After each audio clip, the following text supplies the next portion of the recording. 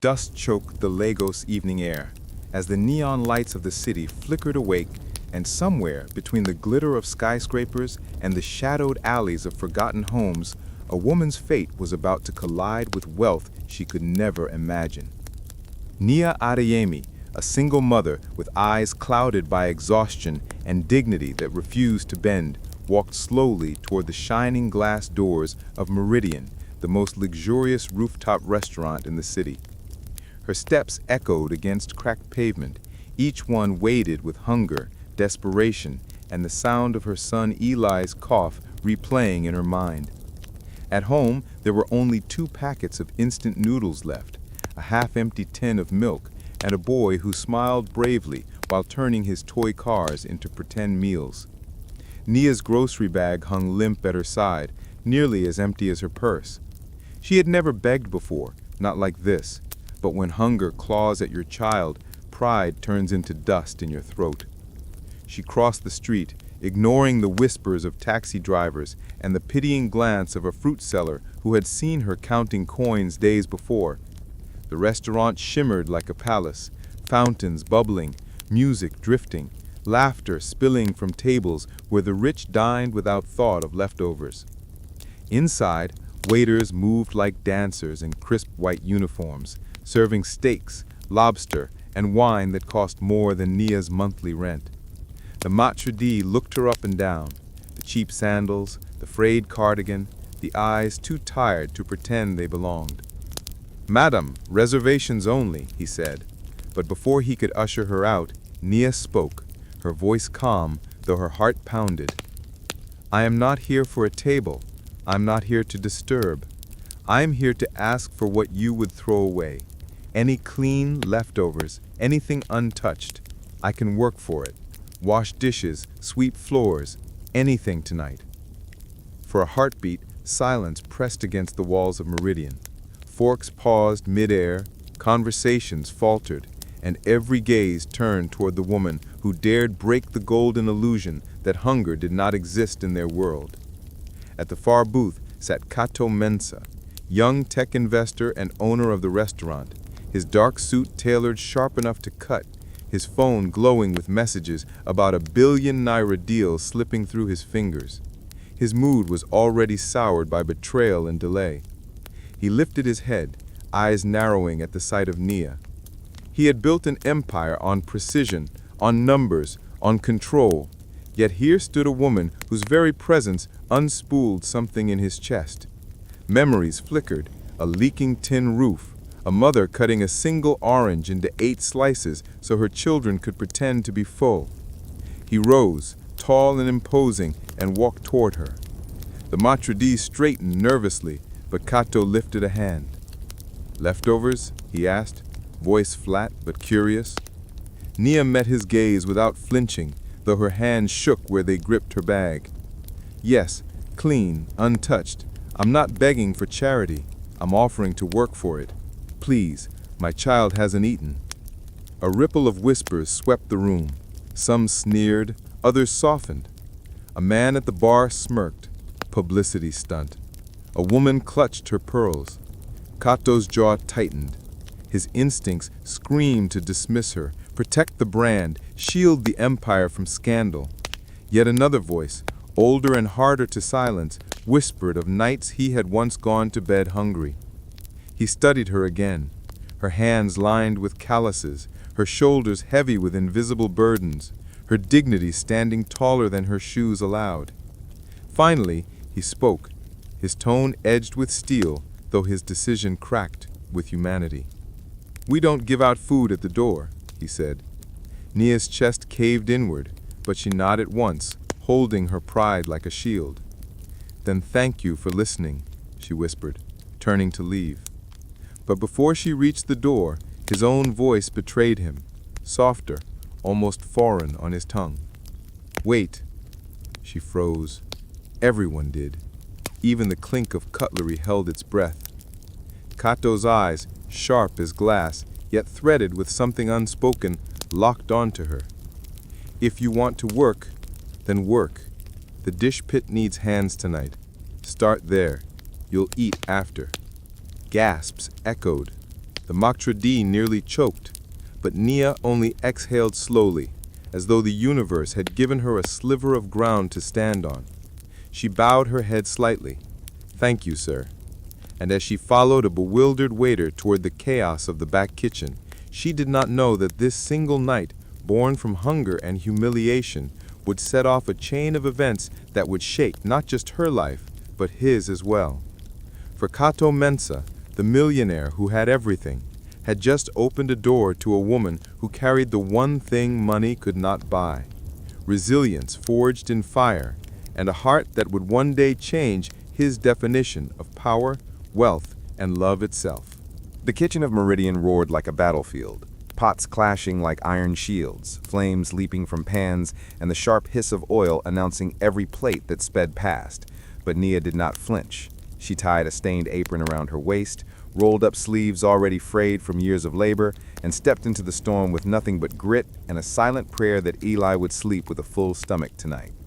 Dishwashing stations were notorious, a metal cave where soap stung the eyes and hands emerged red and raw, yet she set a rhythm: scrape, soak, scour, rinse, rack, and kept moving, ignoring the burn in her wrists and the laughter of two younger staff who whispered that she wouldn't last an hour. But she did. She lasted. She matched their speed, doubled it, moving with a desperation that turned into focus, and slowly, respect replaced ridicule. A sous chef with flour on his cheek passed her a bottle of water, nodding as if to say, "You belong here." And though her throat was parched, Nia only sipped and went back to work, because pride would not let her collapse in front of them. Above the noise, through a small glass window, Kato watched, arms crossed, his suit jacket off, face unreadable, as if he were studying a market trend he could not quite predict. And when his manager leaned close and hissed, "Sir, this is dangerous for us. If she slips, if she posts online, the brand will burn," Kato only replied, "She asked to work. We offered work. Dignity is not dangerous," and typed a quick message to HR authorizing her onboarding for the night at double pay with meals included. No debate. Near midnight, the last rush subsided, trays stacked like skyscrapers, and Nia finally set down the last rack, arms trembling, back screaming, but a strange calm spread through her chest, because she had not begged, she had earned, and that mattered more than anything. Then the head chef, notorious for his sharp tongue and sharper knives, approached with a tray covered in cling film. "Family meal," he said, shoving it toward her. "Your family tonight." And for a moment, her breath caught, for on the tray sat golden roast chicken, fluffy couscous, and glazed carrots, untouched, unsoiled, food that smelled like a promise. She ate slowly, reverently, saving half for Eli by tucking it carefully into her bag. And when she stepped out into the city night, the rain had begun to fall, light and forgiving, washing the streets clean. She lifted her face to the sky and felt alive again. Then a shadow moved beside her, and there stood Kato under the awning, the rain sliding off his broad shoulders like he was untouched by storms. "What's your name?" he asked, his voice softer now, less a command and more a request. "Nia," she whispered. "Do you always work this hard?" he asked again, searching her face as if the answer held more weight than numbers on a balance sheet. "I don't have choices that let me rest," she replied, her honesty like a blade slicing through the thin wall between their worlds. He nodded, remembering again his mother's calloused hands when wealth had not yet found them, then reached into his pocket and held out a card. "Come back tomorrow, day shift. Bring ID," he said. And for the first time in years, Nia's back straightened like a flag rising on its pole. "I will. Thank you," she whispered. But Kato's lips curved into something unreadable. "Don't thank me yet. Tomorrow is heavier." And with that, he turned back into the glow of Meridian, leaving her in the rain, clutching a bag that held not just food for her son, but the faint, dangerous spark of a future she had not dared to imagine until now. Morning cracked over Lagos with the sound of impatient horns and restless vendors, and while the city stretched itself awake, Nia was already walking through Meridian's back entrance, her ID still pending, but her determination sharper than the knives that clanged in the prep station. She mopped the marble lobby before the guests arrived, polished cutlery until her fingerprints blurred, and shadowed a server whose every step was part of a ballet between kitchen and tables. And though her shoes pinched and her stomach twisted with nerves, she carried herself as though each movement was a promise to Eli that they would never go hungry again. By midday, she had learned how to greet guests with the poised warmth of a hostess in training, her smile fragile but honest, and for the first time in years, tips folded into her palm like small blessings, enough for bread, enough for milk, enough for hope. Yet whispers trailed her like shadows. "Isn't that the woman who begged for leftovers?" a guest muttered, and another replied, "A PR stunt. She'll be gone by next week." But Naya lowered her head and kept working because words could not feed a child. Meanwhile, Kato's mother, Madame Kato Mensah, arrived unannounced, sweeping into the restaurant with roses tucked under one arm and authority in her eyes. Her voice clipped as she told her son, "The papers say you've hired beggars, Kato. Your father built this family's name on discipline, not pity." And though Kato met her gaze with cool defiance, he remembered the boy he once was, the boy who knew hunger intimately. So he answered, "Respect without compassion is fear, mother, and fear builds nothing that lasts." Her sigh cut through him, half disappointment, half concern. But her eyes lingered on Naya, as if she were a puzzle piece that did not belong in her son's empire. And the question hung in the air, was this woman a story or a solution? Later that evening, after the final guest left and silence reclaimed the chandeliers, Kato called Naya into the office, leaving the door ajar to soften the power of the room. He slid a paper across the desk, a 3-month trial contract with real pay, transport allowance, and, in a separate section labeled Skills Pathway, training options for barista work, accounts, and hostessing. Naya's eyes widened as she read each line, her breath caught on the part about a stipend for childcare support. And when she whispered, "You added this because of me?" Kato leaned back, answering, "Because of need, yours and ours. Everyone wins when work isn't shackled to survival." She hesitated, pride battling relief, then pressed her name onto the line with a pen that shook, sealing not just a contract, but a turning point. And when Kato handed her another card, this one for a community clinic with Eli's name already penciled in, he said simply, "Your son's checkup is covered." Naya's throat closed with a rush of gratitude she refused to spill as tears. So instead, she steadied her voice and said, "I will earn this." To which Kato replied, "I'd prefer you outgrow it."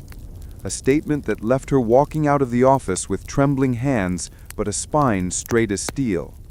And that night, as she slipped into their small room where Eli lay curled under a thin blanket, she unpacked bread, milk, and the roast chicken she had saved, his sleepy eyes lighting up as if it were a feast meant for kings.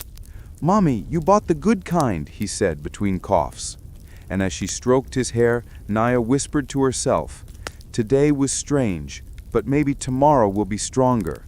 While somewhere across the city skyline, Kato stood by his glass window, contracts and numbers forgotten on his desk, staring out into the lights and realizing that for the first time in years, a woman's resolve, not a deal, was what occupied his thoughts.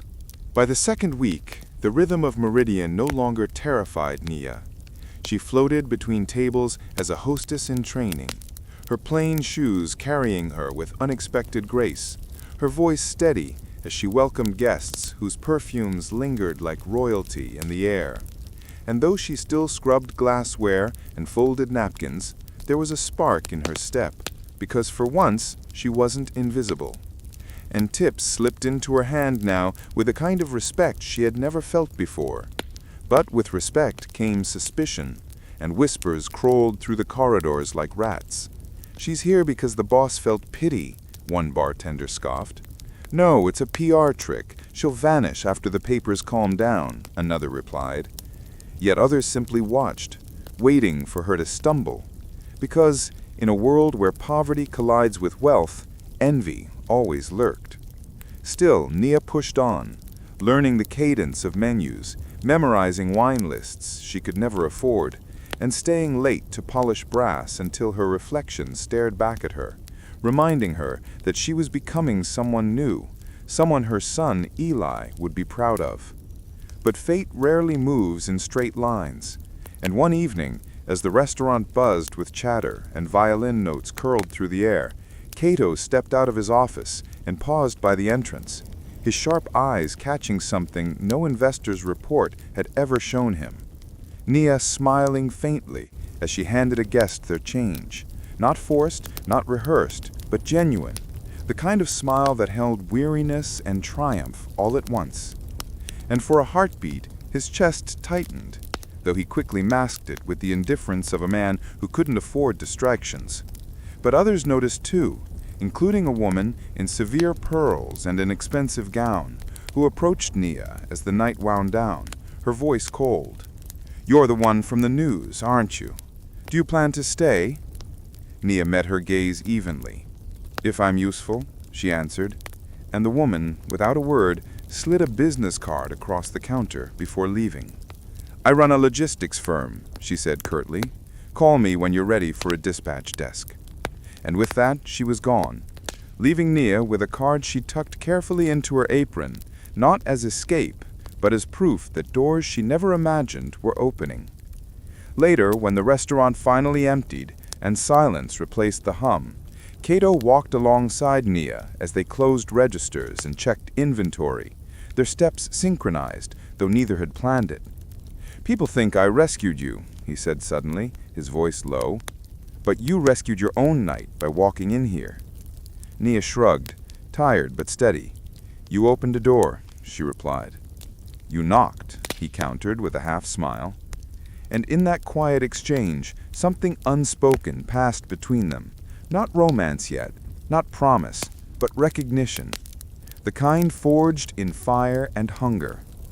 When the lights dimmed and only the hum of the generator remained, Nia locked away the hostess station and shouldered her bag, feeling the weight of survival and possibility at once. And though she did not know it then, the world was already watching. Because tomorrow's newspapers would not speak of billionaire deals or new restaurant menus, but of a story unfolding in the heart of Lagos, a story where a single mother's dignity had collided with a millionaire's conscience, and together they were creating sparks too bright for gossip to extinguish. The boardroom on the top floor of Meridian's sister hotel buzzed with the clipped voices of men in tailored suits and women in sleek blazers, their laptops glowing with charts and margins. And at the head of the table sat Kato, his jaw tight as he listened to a partner drone about profit optimization, every word sharpened with greed. The proposal was clear. Cut waste, trim staff, eliminate the skills pathway initiative he had quietly introduced, the same program that was giving people like Nia a ladder out of survival. "Feel-good projects don't feed margins," the man declared smugly. And though some nodded in agreement, Kato's pen tapped like a drumbeat, steady, then sharp. "You're wrong," he said finally, his voice low but carrying through the room. "Feel-good feeds people, and people feed margins. The day we forget that, the brand rots." Silence followed, thick and uneasy. But Kato held their eyes, reminding them he was not a man to be swayed by spreadsheets alone. Hours later, as evening storms lashed Lagos, Meridian's marble floors trembled under a sudden flood when a sewer main burst 2 streets away, water surging into the dining room, soaking carpets, curling tablecloths, and turning the glamorous restaurant into chaos. Staff screamed, guests scrambled, but Nia did not freeze. She tied garbage bags over her shoes, grabbed a squeegee, and began pushing water out with the force of a woman who had pushed through storms all her life, shouting instructions with clarity. "Lift the chairs, save the linens, stack the crates." Her voice cut through panic like a captain steering a ship in disaster. And others followed, even senior staff, because desperation delivered authority in her tone. And when a contractor slipped on the slick tiles, she caught his arm and hauled him upright without missing a beat. By the time the rain eased, Nia's hair was plastered to her face, her back aching, but the restaurant stood ready. Floors scrubbed, tables reset, the scent of bleach braided with basil. And when the first guests stepped back in, they hardly noticed what had nearly drowned. Later, leaning against the back wall with her apron dripping, Nia heard Kato's voice behind her, softer than the thunder outside. "You ever led a team before?" She shook her head, wiping sweat from her brow. "Once," she admitted. "A ward of mothers in an understaffed clinic. Knights teach command." Kato studied her, something like respect softening his gaze. And in that moment, inspiration struck him like lightning. "I have a proposal," he said. And when she raised her eyebrow warily, he added quickly, "Not that kind. Something real, something bigger than either of us. A pilot program, Meridian Commons. We take leftovers, seal them properly, and deliver them to shelters by 10 p.m. every night. Safe, dignified, no shame." Nia froze, water dripping from her hands. "You want me to run a rescue kitchen?" she asked, suspicion and hope warring in her eyes. "No," Kato replied, shaking his head. "I want you to build one that shouldn't need rescuing." And though her exhaustion screamed, her spirit answered with a steady nod. "Then we build it to scale." And just like that, amid wet tiles and flickering lights, a single mother who once begged for leftovers and a millionaire who once starved in silence planted the seed of a project that would soon shake the city with proof that hunger could be fought, not with pity, but with systems, courage, and the stubborn belief that even waste could be turned into worth. Meridian Commons began in a quiet corner of the kitchen, no bigger than a pantry, where blast chillers hummed like guardians of promise, and stacks of food-safe containers gleamed under fluorescent light.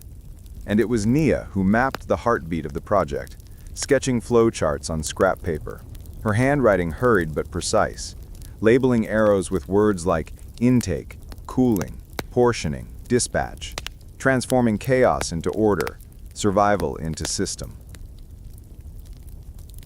She trained volunteers not just to pack food, but to pack dignity, telling them, "We measure, we seal, we label, because every meal carries more than calories, it carries respect." And when one young helper asked why pictures were added to the labels, Nia explained, "Because literacy should never be a barrier to hunger." And the boy nodded, realizing this was not charity, but competence. By the third week, over 200 meals left the back door each night, neatly sealed with stickers designed by the pastry cook, bright logos and simple instructions, little symbols showing heating times for those who could not read. And though the initiative was meant to be quiet, word leaked out when a local reporter filmed a sheltered dining room glowing with laughter as children ate roast chicken and couscous that would otherwise have been wasted. Her camera catching Nia at the center, answering questions with verbs, not pity, saying, "This will last until it is no longer needed," her voice steady as if daring the city to hold her to it. Eli became a familiar figure in the back office, his small legs swinging from a chair, homework spread across a desk, while chefs taught him that cinnamon didn't belong in every dish, though he insisted otherwise. And one evening, when Ajwa returned, less adorned with roses, more weighted with curiosity, she found Nia labeling trays with Sharpie ink staining her fingertips. "How many tonight?" Ajwa asked, her tone clipped but less hostile than before. 212. With one more blast chiller we could push to 300. And for the first time, Ajwa's silence was not disapproval, but calculation, her mind running numbers faster than spreadsheets. "I can fund equipment under strict audits, safety protocols, and no heroics." Nia only nodded, agreed. And the conversation ended there. No smiles exchanged, just two women who understood that power was best proven in action. Later, as vans rumbled into the night carrying trays of meals, Kato and Nia stood side by side on the loading dock, watching taillights disappear into the wet dark. "What's next?" he asked, his voice curious, not commanding. "Replicability," Nia answered, wiping sweat from her brow. "Standard kits, training guides, partnerships with more restaurants. Build it so it runs without me." And Kato studied her with a faint smile. "You think like an operator." "No," she replied, shaking her head. "I think like a mother racing a stopwatch." And the truth in her words cut deeper than any spreadsheet, because for her, every meal wasn't just a metric. It was Eli. It was survival. It was a chance she never had but refused to deny anyone else. For the first time since Meridian's doors had opened, the back kitchen felt less like a machine for profit and more like a pulse for community. And as Nia walked home that night, Eli's hand warm in hers, she let herself imagine that maybe, just maybe, they were no longer surviving by accident, but building a future on purpose. Opportunity often arrives quietly, disguised as a simple phone call. And for Nia, it came one humid afternoon when her borrowed phone buzzed in the pocket of her apron. The number unfamiliar, the voice on the other end precise, cool, unmistakably belonging to Ama Boateng, the woman in pearls who had once handed her a business card across Meridian's counter. "Ms. Adiemi, my dispatch desk is open, shift lead, with health insurance from day one," she said. And though Ama's tone held no warmth, the weight of the offer slammed into Nia like a sudden tide. A path out of late nights and grease-stained uniforms. A path into structured hours. A desk. Stability for Eli. Yet also a path away from the heartbeat of Meridian Commons, which was still fragile, still growing, still needing someone to fight for it. Nia spent the rest of her shift in silence, the noise of clattering pans and shouted orders fading into a hum behind her racing thoughts. And when the restaurant finally emptied and the staff meal dwindled to crumbs, she walked to the back office, found Kato hunched over the Commons playbook, lines of strategy scribbled like war plans. "I got an offer," she said, flatly, her hand tightening on Ama's card. His pen stopped mid-stroke, eyes flicking to her face with something he tried to hide.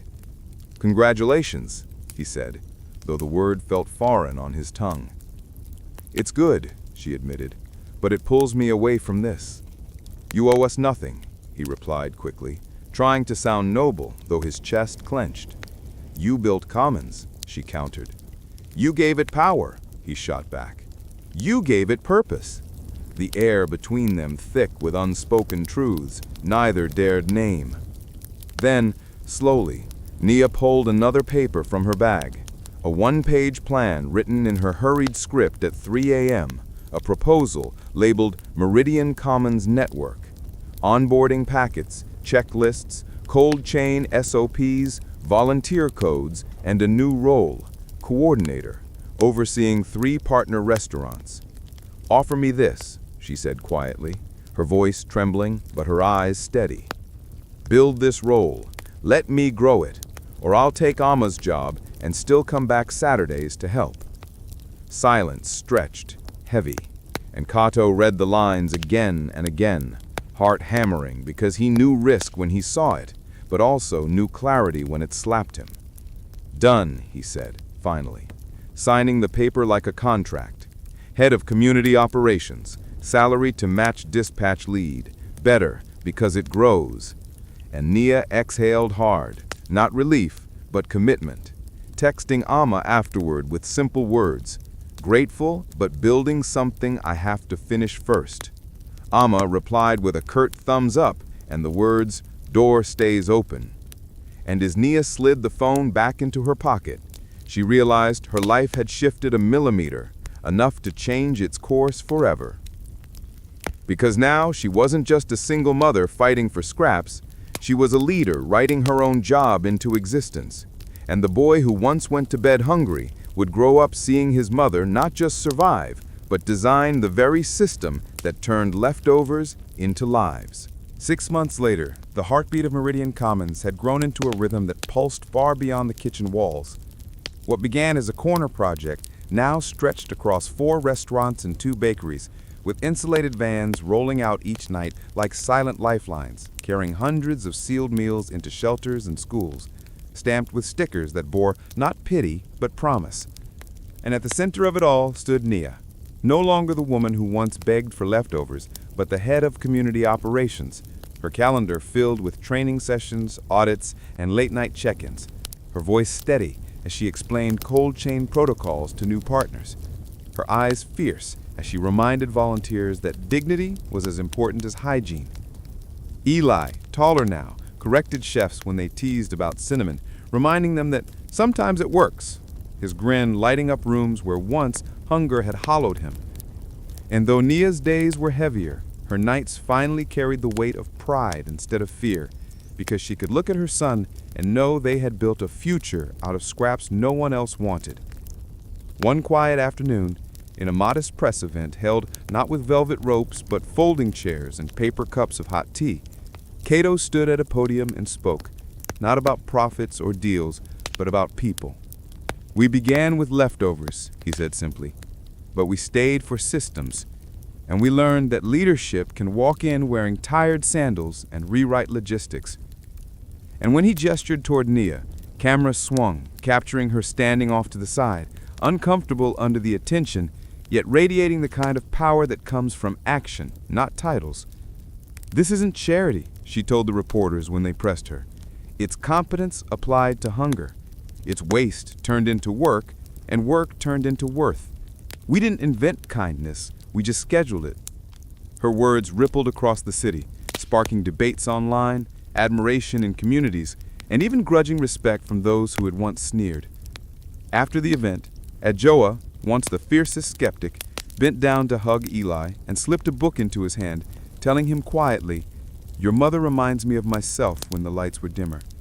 A confession she would deny later, but a truth Eli would never forget. That night, after dispatch finished and the vans disappeared into the dark, Nia and Kato stood together under the same awning where months ago she had begged for food, rain drumming softly on the pavement, the city humming around them. "You changed my life," he said, voice low but steady. "No," she replied, shaking her head. "I changed my own. You just refused to look away."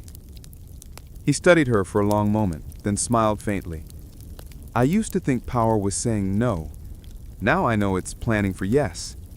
And she laughed softly, the sound carrying like a small fire into the night. "Tomorrow, we add the 5th restaurant," she said, her words more command than hope. "Tomorrow," he agreed, his tone both promise and prayer. And as they walked into the city lights, hand in hand, not as savior and saved, not as billionaire and beggar, but as equals who had rewritten each other's stories, the truth settled between them like an anthem. Lives had been changed forever, not by charity, but by courage, not by pity, but by partnership.